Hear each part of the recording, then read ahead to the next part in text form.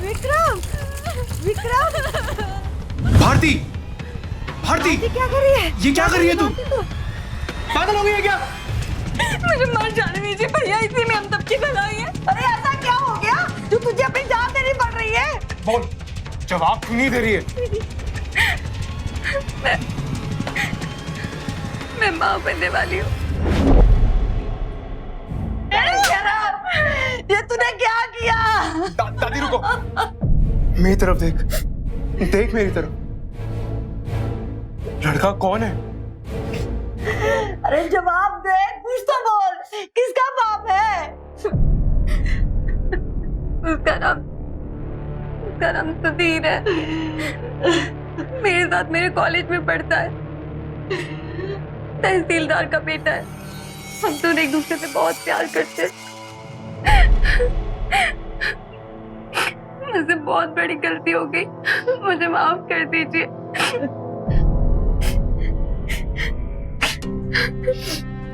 तुम दोनों को अकेले कैसे मैंने पाल पोस कर बड़ा किया है, ये मैं ही जानती हूँ। मेरे लिए ये एक तपस्या से कम नहीं था। और तू तो जी करता है कि अपने हाथों से तेरा गला दबा दूं। बस करो। बोल, वो तुझसे शादी करेगा? वो तो करना चाहता है, पर उसके पिताजी नहीं मान रहे। विक्रम बेटा, अब तू ही कुछ कर। तेरी बहन की जिंदगी और हमारी इज्जत सब कुछ दांव पे लगा है।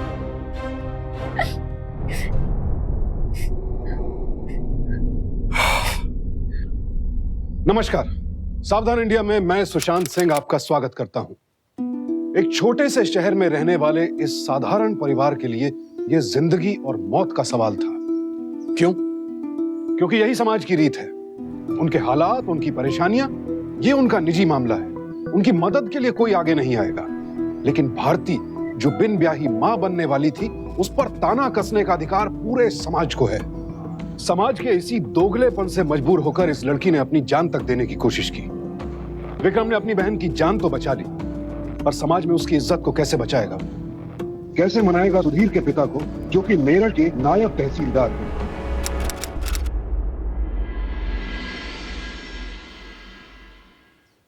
यादव जी, ऐसा मत कीजिए, मेरी बहन की जिंदगी बर्बाद हो जाएगी।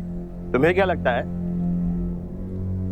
नायब तहसीलदार का बेटा है तो कोई भी उल्टा सीधा इल्जाम लगाकर तुमसे फंसा लोगे और अपनी बहन को उसके पल्लू बांध लोगे? अगर आपको यकीन ना हो तो आप अपने बेटे से। मुझे अपने बेटे से पूछने की कोई जरूरत नहीं। खबरदार अपनी बहन की बहन को मेरे बेटे के साथ जाने की कोशिश की तो निकल जाओ यहाँ से। यादव जी, ऐसा मत कीजिए, मेरी बहन किसी को मुंह दिखाने लायक नहीं रहेगी। मेरी बहन की जिंदगी बर्बाद हो जाएगी, जान दे देगी बेचारी अपनी। प्लीज कुछ कीजिए, सब आपके हाथ में ही है। ऐसे निकाल के बाहर फेंको। अगर ये शादी नहीं हुई तो भारती का जीना मुश्किल हो जाएगा। इस कस्बे में ऐसा कोई नहीं है जो उसे ताने नहीं देगा। मैं बहुत अच्छी तरीके से जानता हूँ उस यादव को। सीधी तरीके तो वो कतई नहीं मानेगा। यार, तेरी तो मैं जान पहचान है, कुछ तो कर। कोई तो होगा जिससे हम उस नायब तहसीलदार पर दबाव डाल सकें। मेरी बात मान, तू डिप्टी कलेक्टर साहब से बात करके देख। मुझे पूरा यकीन है कि नायब तहसीलदार कलेक्टर साहब की बात को नहीं टालेगा। बहुत जल्दी प्रमोशन होने वाला है, तो तू एक बार बात करके देख, कुछ ना कुछ तो हो जाएगा।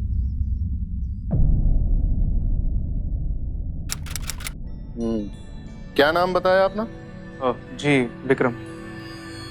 देखो विक्रम, हम तुम्हारी परेशानी बहुत अच्छे से समझते हैं, लेकिन ये तो तुम्हारा और नायब तहसीलदार का निजी मामला है, और निजी मामले में हमारा बोलना कहाँ तक उचित होगा? सर, बस एक आप ही तो हैं जो उन पर दबाव डाल सकते हैं। सर, आप डेप्यूटी कलेक्टर हैं, आपकी बातों को। नहीं विक्रम, तुम बात समझने की कोशिश करो। देखो, हमारा किसी के निजी मामले में बोलना उचित नहीं है, और ये हमें शोभा भी नहीं देता। ये तो हमारे पद का दुरुपयोग करना हुआ ना। सर, पर नायब तहसीलदार भी तो अपने पद के बल पर नाइंसाफी कर रहे हैं। देखो तुम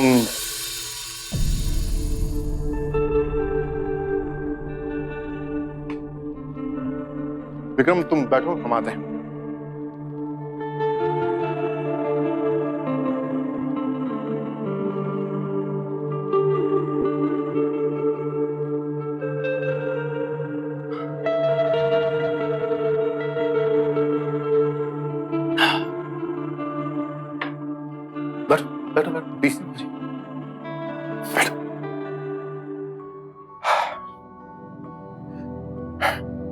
ऐसा है विक्रम कि हम अपने ओहदे और सीनियरिटी के बल पे तो यादव जी से बात नहीं कर पाएंगे, लेकिन एक सूरत में हम उनसे बात कर सकते हैं। जी कहिए। रिश्तेदारी के नाते। रिश्तेदारी? मैं कुछ समझा नहीं। हम समझाते हैं विक्रम। हमारी एक बेटी है जिसका नाम रिया है। वो बहुत ही सुशील है, सारे गुण हैं उसमें, बस वो अपनी उम्र की लड़कियों से थोड़ा भोली है, दुनियादारी नहीं समझती, और उसके लिए तुमसे अच्छा सुशील और खूबसूरत लड़का कौन हो सकता है? सर आपकी बेटी? मैं देखो विक्रम, अगर तुम हाँ कहो तो फिर तो हम यादव जी से तुम्हारी बहन के बारे में बात कर सकते हैं और उनके बेटे से तुम्हारी बहन की शादी भी करवाएंगे। ये वादा है हमारा। सर मैं ऐसा है विक्रम, एक बार जब तुम हमारे दामाद बन जाओगे तो ये तो घर की बात हो जाएगी, और फिर हम हक के नाते यादव जी से बात कर पाएंगे, और फिर उनके मना करने का तो सवाल ही पैदा नहीं होता। तो बताओ, क्या तुम्हें रिश्ता मंजूर है? मुझे मर जाने दीजिए भैया, मुझे मर जाने दीजिए। विक्रम बेटा, अब तू ही कुछ कर। तेरी बहन की जिंदगी और हमारी इज्जत सब कुछ दांव पे लगा है।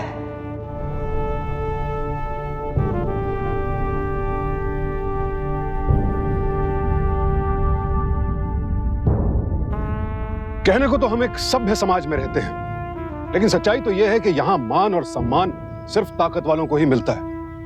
जब तक विक्रम से उन्हें अपना कोई फायदा नजर नहीं आ रहा था, तब तक डिप्टी कलेक्टर साहब अपने पद की गरिमा के साथ समझौता करने को तैयार नहीं थे। लेकिन जैसे ही विक्रम की मजबूरी में उन्हें अपना स्वार्थ सिद्ध होता नजर आया, वो फौरन नायब तहसीलदार पर दबाव डालने के लिए राजी हो गए। एक मजबूर भाई, एक ताकतवर पिता और एक रिश्ते का सौदा, जिसे स्वीकार करने के अलावा विक्रम के पास कोई चारा नहीं था। अपनी बहन के भविष्य और उसकी इज्जत की खातिर विक्रम ने अपने भविष्य को दांव पर लगा दिया। हाँ तो माँ जी, पंडित से बात हो चुकी है। अगले महीने की 24 तारीख को एक अच्छा मुहूर्त है। आप क्या कहती हैं? जैसा आप लोग ठीक समझे। हमारी बेटी आपके घर में जा रही है, इससे बड़ी बात क्या हो सकती है हमारे लिए? ऐसी बातें करें माँ जी, ये तो हमारा सौभाग्य है कि भारती जैसी सुंदर और संस्कारी लड़की हमारे घर की बहू होने जा रही है। और सिर्फ इतना ही नहीं, हमारे बेटे की शादी एक ऐसे घर में होने जा रही है जिनका बेटा यहाँ के डिप्टी कलेक्टर का जवाई बनने जा रहा है। वाह क्या बात है। बस यही कह सकती हूँ समधी जी, बड़े अरसे के बाद ईश्वर की कृपा हुई है हम पर। ईश्वर भलों का भला ही करता है। अच्छा माँ जी, अब हमें चलना चाहिए, बाकी की तैयारी में कमी है।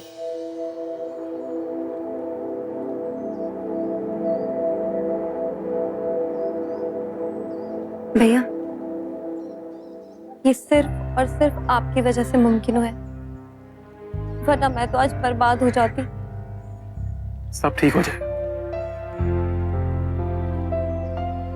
विक्रम बेटा, बहुत बड़ा एहसान है डिप्टी कलेक्टर साहब का हम पर। उन्हें ये खुशखबरी देकर उनसे आशीर्वाद लेते आना। जी। अरे बस बस बस बस, जीते हो, खुश हो ना? बहुत खुश हूँ। थैंक यू सर, आपने मेरे परिवार को खत्म होने से बचा लिया। अब हमारा परिवार है। और ये सर सर कहना छोड़ो, पापा कहो पापा। अरे काका, वो रिया को बुलाओ जल्दी।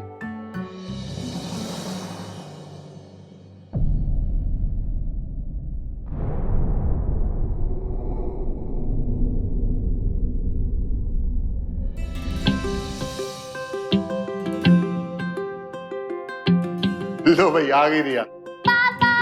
ये आ गया मेरा बेटा। देखो देखो, अरे मेरा बेटा विक्रम, ये है हमारी बेटी रिया। रिया, आप जानते हो कौन है ये? हाँ, मैं जानती हूँ, ये मेरे हस्बैंड जी हैं, विक्रम। विक्रम, मैंने तुम्हें बताया था ना कि रिया थोड़ी भोली है। चलो ना हस्बैंड जी, मेरे साथ खेलोगे? आओ ना हस्बैंड जी, आओ ना।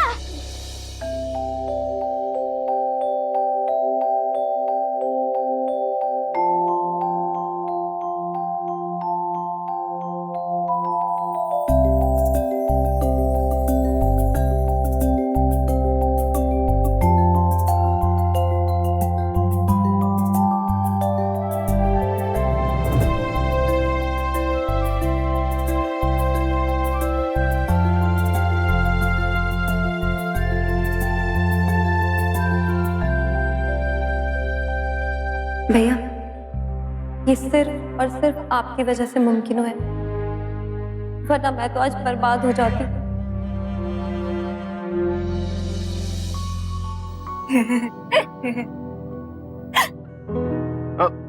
ये क्या कर रही हो तुम? किस? चलो मुझे किस करो। देखो, ये सब शादी के पहले गलत। अरे सब कुछ ठीक है, मैंने हिंदी फिल्मों में देखा है, सब ऐसा ही करते। चलो मुझे किस करो। ऐसे नहीं बेवकूफ, आंखें बंद करो। नहीं आंखें बंद करो। रिया, नहीं। आंखें बंद करो, आंखें बंद करो, आंखें बंद करो।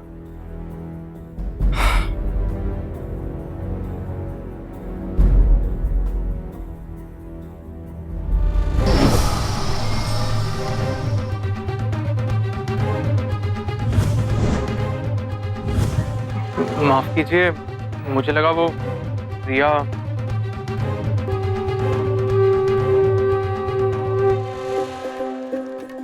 दामाद जी, आप तो बड़े शर्मीले निकले।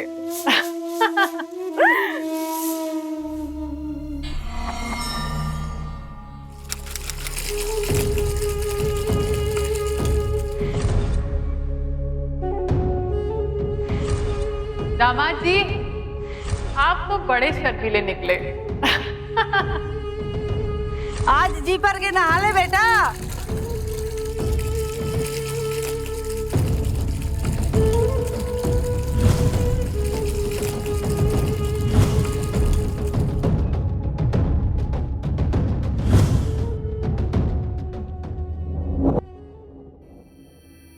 म्यूनिसिपैलिटी से लोग आए थे नया मोटर लगाने। कह रहे थे कलेक्टर साहब के जमाई का घर है, कोई शिकायत नहीं होनी चाहिए। बड़े ही अच्छे लोग थे बेचारे। तुम कल सुबह कलेक्टर साहब का धन्यवाद करते हुए जाना।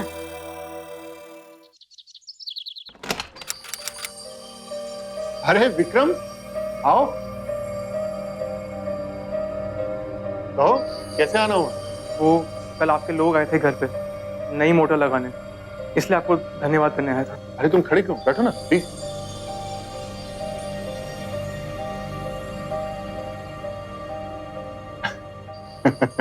अरे भाई, ये तो सब हमारे हमारे चाहने वालों की कृपा है। अच्छा, मेरा एक काम करोगे प्लीज? ये गिफ्ट प्लीज तुम घर पे रिया को देते हुए निकल जाओ, और हाँ, मेरी गाड़ी लेकर जाओ। आनंद, ये गिफ्ट सारे गाड़ी तक पहुंचा दो।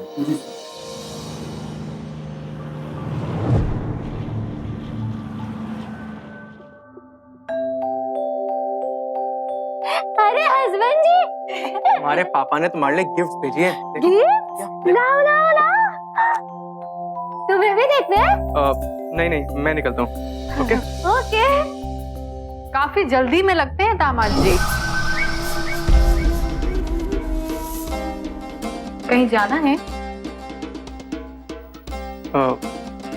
नहीं नहीं, वो मैं निकलता हूँ। ऐसे क्या देख रहे हैं? इससे पहले आपने कभी किसी खूबसूरत औरत को देखा नहीं क्या?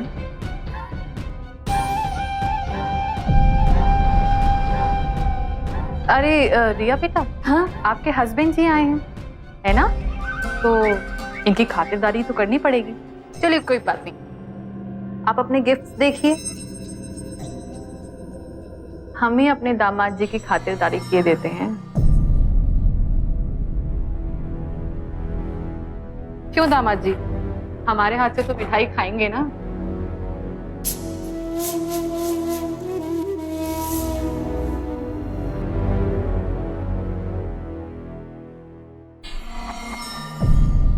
अच्छा, मैं चलता हूँ।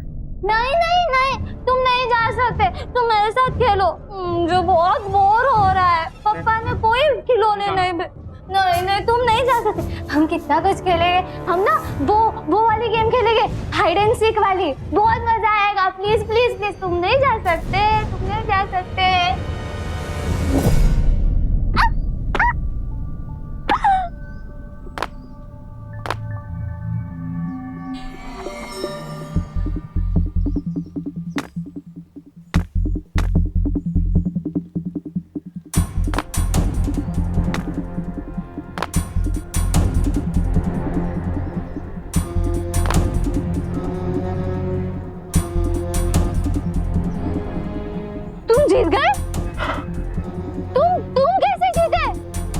अरे रिलैक्स। तुम कैसे जीत गए? बात तो सुनो। हम जीतते हैं, हमेशा हम जीतते हैं। तुम कैसे जीते? तुम गंदे हो। जाओ तुम्हारे साथ नहीं खेलेंगे। जाओ, हम तुम्हारे साथ नहीं खेलेंगे।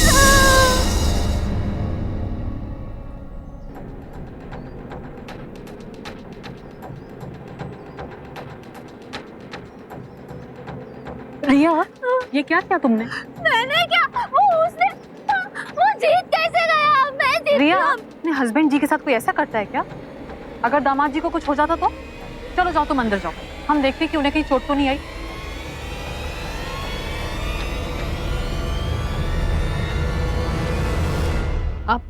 आप ठीक तो है ना दामाद जी?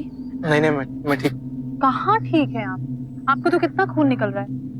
आप मेरे साथ ऊपर मेरे कमरे में चलिए ना, मैं आपको दवाई लगा देती हूँ। मैं ठीक। आप हमारे होने वाले दामाद हैं, इतना हक तो बनता है हमारा। चलिए, हम आपके दवाई लगा देते हैं।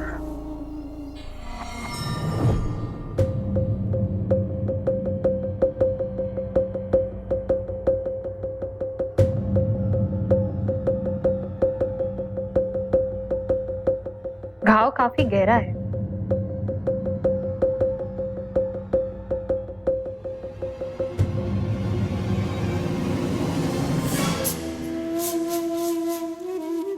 आराम आ गया आपको? कैसा लग रहा है अब? अब मैं ठीक हूँ, मुझे चलना होगा। अब अरे दामाद जी, ऐसी हालत में थोड़ी ना हम आपको जाने देंगे। वैसे भी हमें रिया के बारे में आपसे कुछ बात करनी थी। आपको रिया के साथ थोड़ी सब्र से पेश आना होगा। पता नहीं मैं एक ऐसी लड़की के साथ कैसे जी सकता हूँ जिसमें इतना बचपना हो, इतनी गुस्से वाली हो। आखिर मैं भी एक आदमी हूँ, मेरी भी कुछ। तुम्हारी भी कुछ? कुछ नहीं। तुम्हारी भी कुछ उम्मीदें अपनी पत्नी से, है ना? उसके लिए मैं हूं ना। आप क्यों चिंता करते हैं? मैं आपको कभी भी किसी तरह की कोई कमी महसूस होने नहीं दूंगी। मुझे आज तक कभी किसी ने इनकार नहीं किया है। तुम क्यों अपने आप पे जुल्म कर रहे हो? देखिए, मुझसे ये सब नहीं होगा, मुझे जाने दीजिए। तुम मुझे इस तरह छोड़ के नहीं जा सकते। याद करो वो दिन डीसी साहब के सामने मदद मांग रहे थे। कोई था नहीं तुम्हारी मदद करने वाला। हमने तुम्हारी मदद की। मैं आपकी बेटी से शादी के लिए हाँ कह के उस एहसान का बदला चुका चुका हूँ। अब छोड़िए मुझे।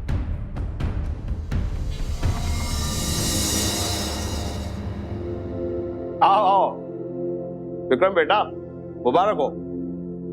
अब तो तुम्हारे बहन की शादी की मेरी भी फाइनल हो गई है, बहुत बड़े होटल में। सुना डिप्टी कलेक्टर का फोन गया था होटल मालिक के पास। ईश्वर की कृपा से सब अच्छा ही हो रहा है। बिल्कुल बिल्कुल। चलिए ना माजी, हम आगे की तैयारी की एक लिस्ट बना लेते हैं। जी जी।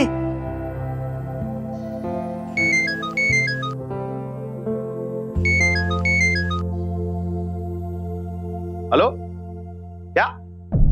लेकिन क्यों? डिप्टी कलेक्टर के घर से फोन गया था? ठीक है मैं बात करता हूँ। क्या हुआ समधी जी?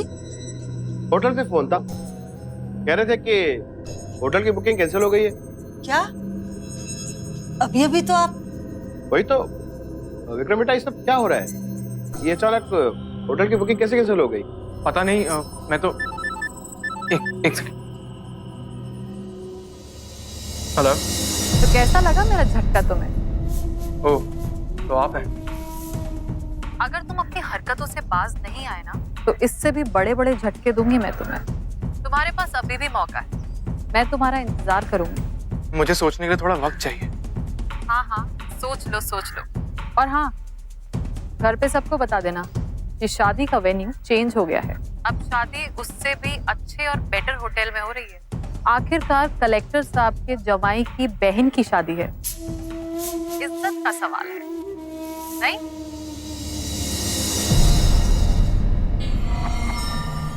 क्या हुआ विक्रम? किसका फोन था?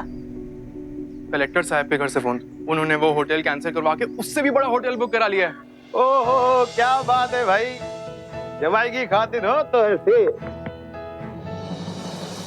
हमारे समाज में जहां सास और दामाद के रिश्ते को माँ और बेटे के रिश्ते की तरह माना जाता है, वहां कोई सास अपने ही दामाद पर डोरे डाले ये सोचना भी गवारा नहीं होता। लेकिन सुलोचना जैसी औरतें, उनके लिए अपनी हवस के आगे रिश्तों की पवित्रता भी कोई मायने नहीं रखती।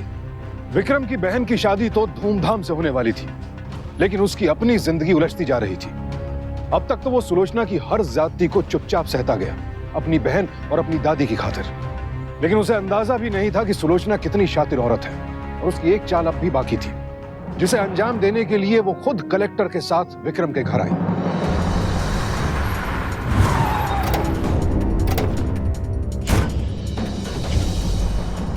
माँ जी नमस्ते। हाँ, नमस्ते।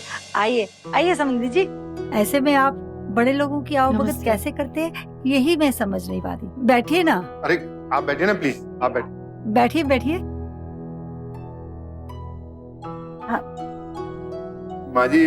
भारती जी। जाओ बेटा, गरम गरम चाय बना के लेके आओ। अरे माँ जी, आप क्यों तकलीफ कर रही हैं? हम लोगों ने तो ये सोचा कि अच्छी खबर है तो हम दोनों खुद आकर आपको दें, इसी बहाने आपके दर्शन हो गए। अरे विक्रम बेटा, आओ ना। ये तो बहुत अच्छा हुआ आपने किया।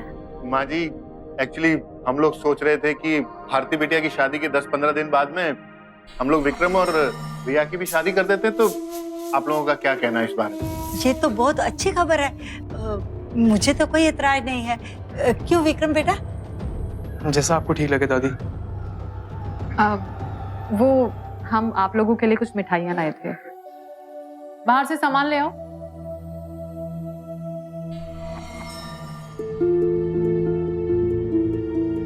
अच्छा माँ जी, आपसे और विक्रम से एक बहुत ही जरूरी बात करनी थी हमें। कहिए ना। एक्चुअली आप लोग तो जानते हैं कि हमारी रिया बिटिया बहुत ही नाजों से पली है, बंगलों में रही है और नौकर चाकर हमेशा उसके आसपास रहे। तो हम लोग ये चाहते थे कि शादी के बाद विक्रम हमारे घर आकर रहे। ये आप क्या कह रहे हैं? ये नहीं हो सकता। मेरी दादी घर पे अकेले और आप मुझे घर जमाई बनने के लिए कह रहे हैं। हाँ, विक्रम सही कह रहा है समधी जी, ये घर जमाई। अरे माँ जी, आप क्यों चिंता कर रही हैं? विक्रम आपके यहाँ आता जाता रहेगा और जहाँ तक आपकी देखभाल का सवाल है तो ये मेरी जिम्मेदारी है। आप बिल्कुल चिंता न करें, मैं हूं ना, फिक्र मत कीजिए।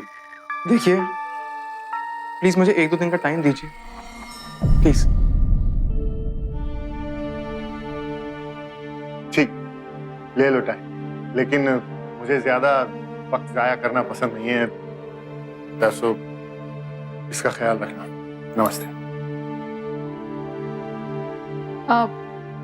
हम तिलक करके आते हैं। ठीक। आओ। क्यों दामाद जी, आपको लगा कि आप शादी तक हमें टालते रहेंगे और फिर भाग जाएंगे? विक्रम, मैं तुम्हें इतनी आसानी से भागने नहीं दूंगी। और अब तो मैंने हमेशा के लिए तुम्हें अपने पास बुला लिया है।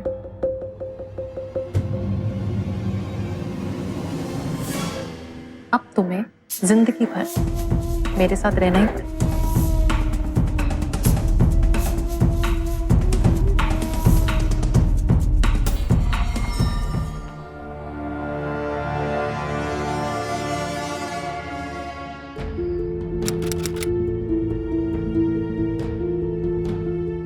विक्रम बेटा, तू इतना मत सोच। अरे तू उनको हाँ बोल दे, कल को तेरी नौकरी लग जाएगी, क्या तू बाहर नहीं जाएगा?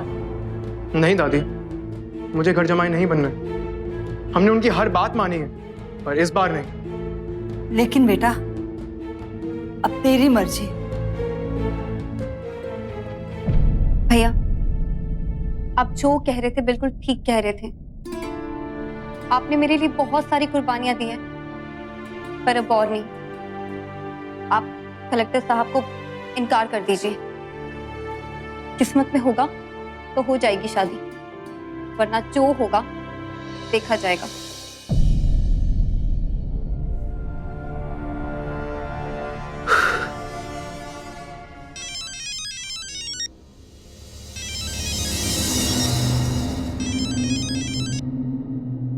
हेलो। मैं बोल रहा हूँ विक्रम। देखो मैंने फैसला कर लिया, मुझे घर जमाए नहीं बनना। अब आगे क्या करना है आपकी मर्जी।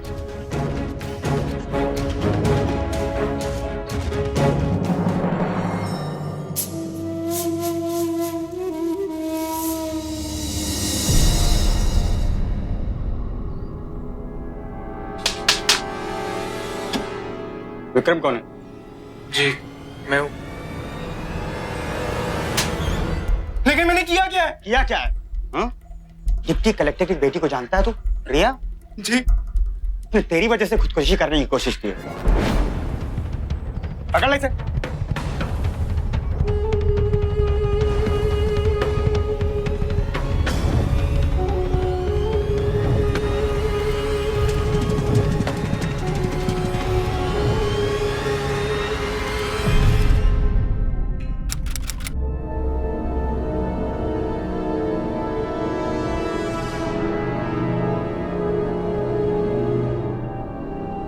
इंस्पेक्टर कहाँ है वो? सर उसको अंदर डाल दिया। अरे अरे आप कहाँ जा रहे हैं? आप क्यों अपना बीपी बढ़ाते हैं? मैं हूं ना, मैं बात करती हूँ।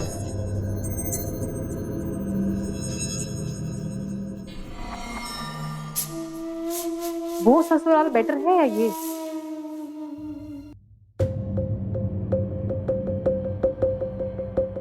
मैंने तो तुमसे पहले ही कहा था,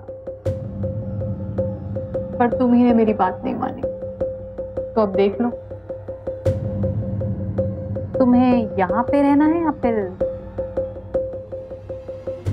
हमारे घर का घर जमाई बनना है?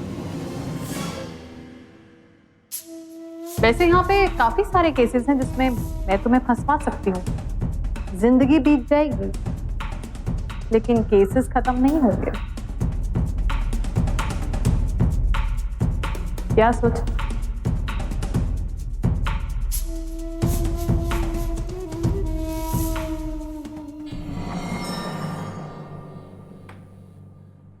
क्या कह रहा था वो? मैंने तो आपसे पहले ही कहा था, अरे हमारी रिया बच्ची है, एकदम नादान बच्ची, और आप उसकी बातों में आ गए। आपने उसकी बातों को कुछ ज्यादा ही सीरियसली ले लिया। हमारे जमाई राजा की कोई गलती नहीं है। इंस्पेक्टर साहब चलिए, जल्दी से छोड़ दीजिए हमारे जमाई राजा को। जी।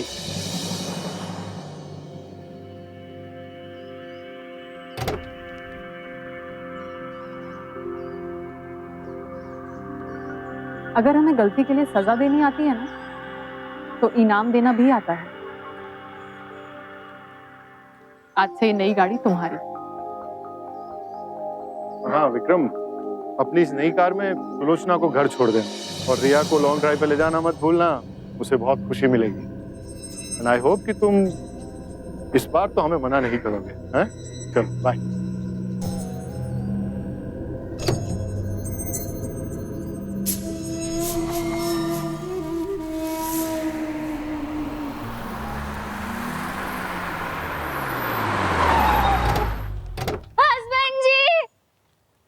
हस्बैंड जी, आप हमें छोड़कर जा रहे हो? हस्बैंड जी, आप हमें छोड़कर मत जाना। आप जाओगे तो मैं किसके साथ खेलूंगी? प्लीज प्लीज हस्बैंड जी, आप मुझे छोड़कर मत जाइए प्लीज। देखो मैं कहीं नहीं जाऊँ। रिया बेटा, आज आपकी नई कार आई है। हाँ। तो आपको ड्राइव पे नहीं जाना? हाँ, जाना है, जाना है। जाइए। अरे अरे, आप कहाँ जा रहे हैं जमाई राजा? आप यहीं रुकिए, ड्राइवर है ना, वो घुमा लाएगा रिया को।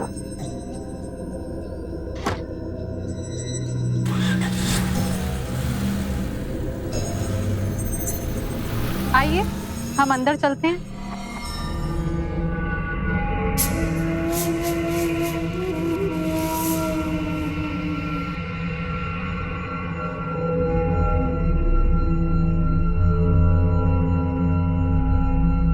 आखिर आप चाहती क्या हैं?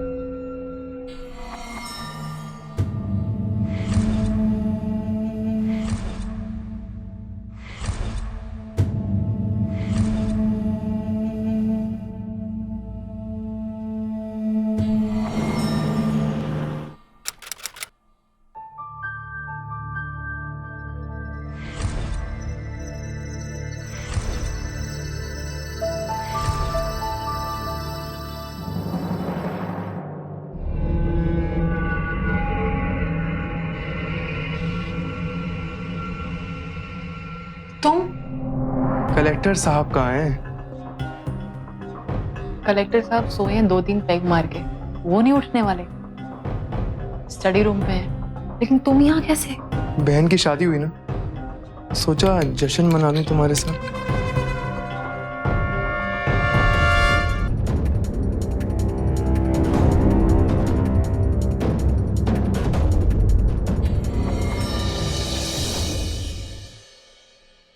सुलोचना, सुलोचना, हाँ, एक बहुत ही बुरी खबर है। क्या हुआ? वो विक्रम ने खुदकुशी कर ली। क्या? बहन की शादी हुई ना, सोचा जश्न मना लूं तुम्हारे साथ। विक्रम खुदकुशी कैसे कर सकता है? मतलब विक्रम कल रात को तो वो, मेरा मतलब है कल रात ही उसकी बहन की विदाई हुई है ना, वो खुदकुशी क्यों करेगा? मतलब कैसे कर सकता है? हाँ, ये मुझे नहीं पता, लेकिन वहां जाके पता करेंगे। अभी अभी उसके घर चलना है। चलो जल्दी तैयार हो, फटाफट चलो।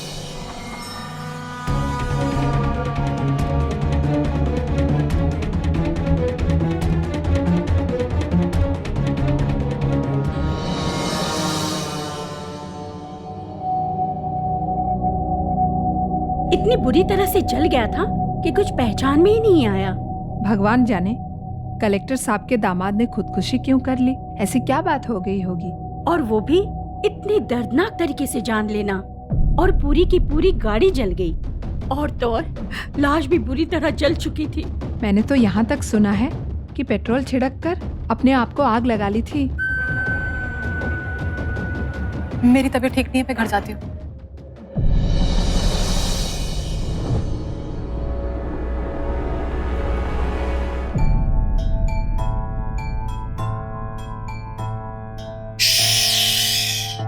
आवाज मत करो।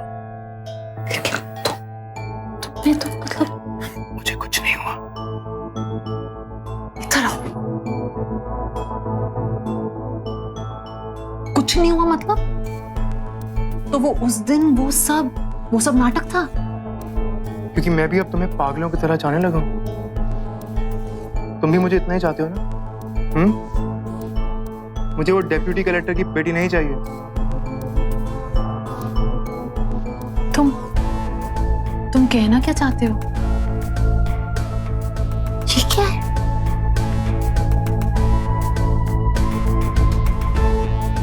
मैं तुम्हारे पति को जान से मार दूंगा। उसके बाद ये सारी जायदाद हमारी। तो मौका देख के उस रिया को भी हटा देंगे। फिर तुम, मैं और ये पूरी जायदाद। विक्रम, तुम ऐसा नहीं कर सकते। अगर अभी इस वक्त इसे कुछ हो गया ना, तो सबका शक मुझ पे आएगा। मैं ऐसा, अगर हम इसकी मौत को एक हादसा बना दे तो से मुझे पता था तुम खूबसूरत होने के साथ साथ अकलमंद भी हो। ठीक है, मुझे थोड़ा वक्त दो सोचने के लिए। बस तुम्हारा साथ चाहिए होगा। मैं तो हमेशा से ही तुम्हारे साथ हूँ। अच्छा सुनो, अब तुम जाओ यहां से, जाओ ना।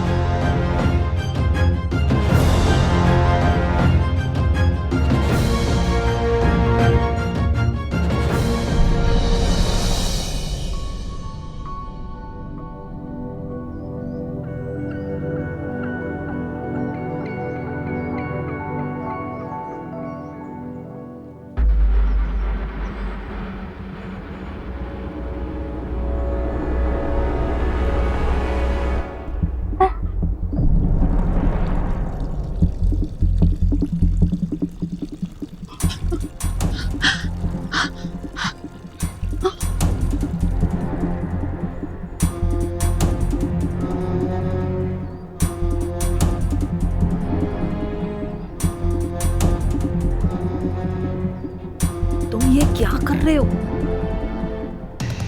चले जाओ यहाँ से। क्यों? तुम चले जाओ यहाँ से।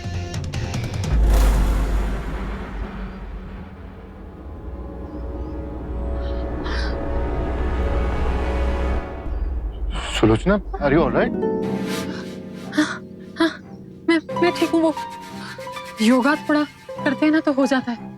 मैं पिछले कुछ दिनों से देख रहा हूँ तुम परेशान सी लग रही हो मेरे को। नहीं नहीं, मैं एकदम ठीक हूँ। हाँ। सबको बहुत प्यार से परोसिएगा काका। सुलोचना, बिरयानी तैयार है ना? हाँ। तुम्हें तो पता है ना कि कलेक्टर साहब और एसपी साहब तुम्हारे हाथ की बिरयानी कितना पसंद करते हैं। वाह, बहुत अच्छी खुशबू है। आप चिंता मत कीजिए, सब लोग उंगलियां चाटते रह जाएंगे। चले काका, चलो, थैंक यू।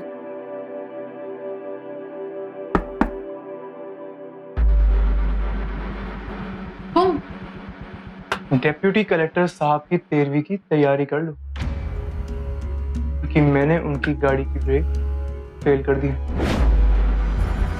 रुकिए, रुकिए। क्या बोलती हो सुलोचना? आप इस गाड़ी से मत जाइए। वो मैंने आज सुबह एक सपना देखा था कि कुछ अशुभ होने वाला है, तो आप इस गाड़ी से मत जाइए आज प्लीज। तुम कब से इन सब बातों में बिलीव करने लगी भाई? नहीं, जो भी है, मेरा मन नहीं मान रहा कि मैं आज आपको इस कार से भेजूं। आप मेरी बात मान जाइए। अच्छा बाबा, नहीं जाते हम इस कार से। काका, आप ये बिरयानी लेकर ऑफिस पहुंचे, मैं पीए साहब की गाड़ी में। हाँ सर। खुश?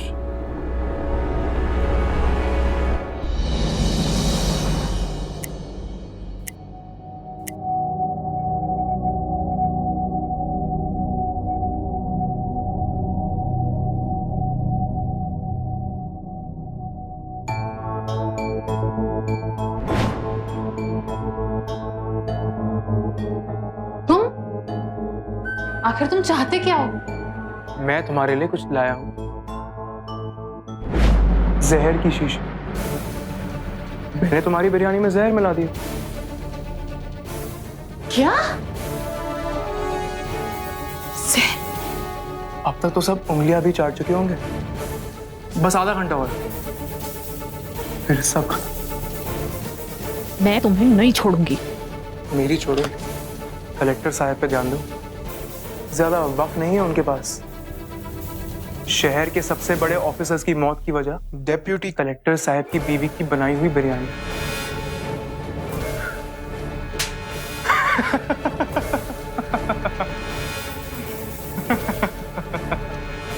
क्यों नहीं उड़ाते?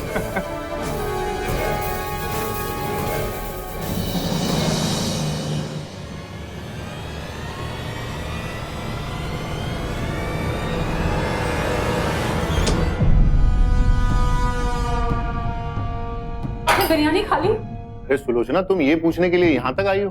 तुम्हारे हाथ की बिरयानी तो भाई सबको बहुत पसंद आई है। आपने बिरयानी क्यों खाई? आप जल्दी चलिए, डॉक्टर के पास चलना पड़ेगा। एम्बुलेंस, हॉस्पिटल चलना पड़ेगा। जल्दी चलिए, चलिए यहाँ से। Excuse me. जल्दी देखिए, हमें एम्बुलेंस को बुलाना होगा। मेरी बात सुनिए, देखिए आपको डॉक्टर की जरूरत है, हमें हॉस्पिटल जाना पड़ेगा। आपको डॉक्टर की जरूरत है, वरना हम मर जाएंगे। क्या हो गया? पागल हो गई? तुम्हें पता है यहाँ कौन कौन लोग बैठे हुए? मैं जानती हूँ, लेकिन आपको पता, आपको हॉस्पिटल जाने की जरूरत है, क्योंकि बिरयानी में जहर मिला हुआ था। तुम्हारा दिमाग तो खराब नहीं हो गया? अरे कौन मिलाएगा जहर? बिरयानी में जहर था। विक्रम ने बिरयानी में जहर मिला दिया था। विक्रम ने ऐसा किया। मैं सच कह रही हूँ। Stop it, I said. Doctor की जरूरत हमें नहीं, तुम्हें। विक्रम मर चुका है, समझती क्यों नहीं हो इस बात को? विक्रम मरा नहीं है, विक्रम जिंदा है, और वो ये सब इसलिए कर रहा है ताकि वो मुझसे बदला ले सके। मुझे लग रहा है तुम्हारा दिमाग खराब हो गया और कुछ नहीं हुआ है। मैंने विक्रम को मजबूर किया था, मैंने उसकी मजबूरी का फायदा उठाया। मैं आपको कभी भी किसी तरह की कोई कमी महसूस होने नहीं दूंगी। मैंने उसे अपनी वासना का शिकार बनाने की कोशिश की थी और उसे मजबूर किया कि वो हमारे घर का दामाद बने। अब वो मेरे चंगुल से बचने के लिए भाग रहा है और वो ये सब कर रहा है। वो मुझसे बदला लेना चाहता है। अब वो मेरे साथ ये खेल खेल रहा है।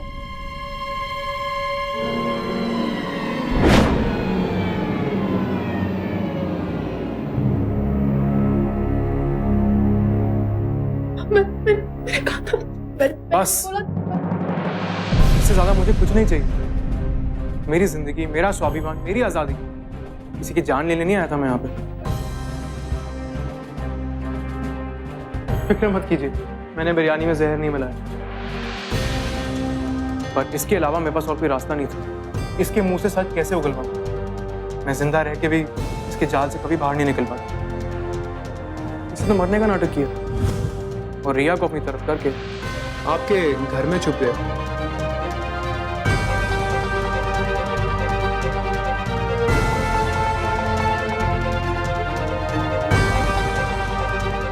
अब सच्चाई क्या है आपके सामने।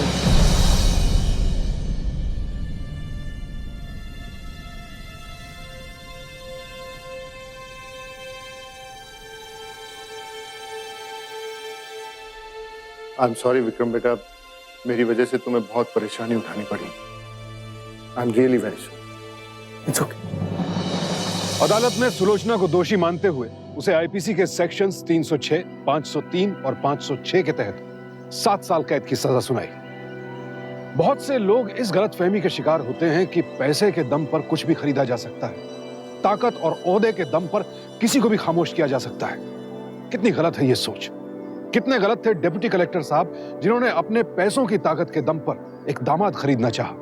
कितनी गलत थी सुलोचना जिसने अपनी ताकत के बल पर विक्रम की आजादी को खरीदना चाहा। विक्रम की कहानी में हम सब के लिए एक बहुत बड़ी सीख है, और वो ये कि मजबूरियों में किए गए समझौते, जिन्हें हम बड़ी आसानी से त्याग का नाम दे देते हैं, आखिर कहां तक जायज है। कहीं त्याग की आड़ में हम किसी मुजरिम को तो शह नहीं दे रहे, क्योंकि हमारी खामोशी, हमारा आत्मसमर्पण ही मुजरिमों का सबसे बड़ा हथियार है। लेकिन इस खामोशी को तोड़कर विक्रम ने साबित कर दिया कि अगर हम सही राह पर चल रहे हैं तो हमें किसी की दौलत, किसी की ताकत के आगे झुकने की कोई जरूरत नहीं है। तो सावधान रहें, सतर्क रहें, अन्याय के आगे खामोश न रहें। इसी प्रार्थना के साथ अब मैं सुशांत सिंह आपसे विदा लेता हूं। फिर मुलाकात होगी ऐसी एक और सत्य घटना के साथ। देखते रहें सावधान इंडिया, फाइट बैक नाउ, क्योंकि अब सवाल है परिवार का।